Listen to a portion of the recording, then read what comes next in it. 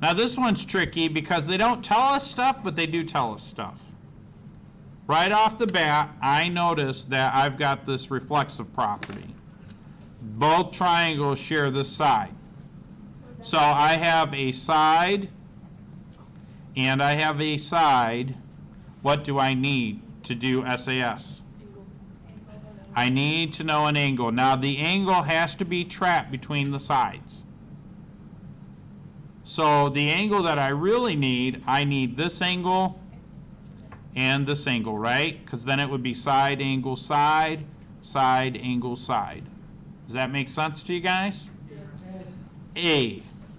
The angle VX, or the angle WXV. So that'd be WXV. That'd be this angle here. Will that work?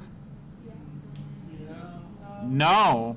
No, that won't work because then it'd be side-side angle. So that's not it. Do I need any more information on sides? No, I know this is true, but I don't need it.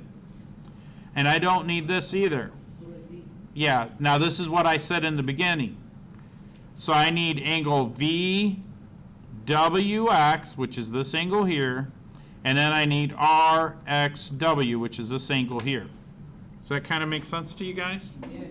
Okay, good. So the answer would be D.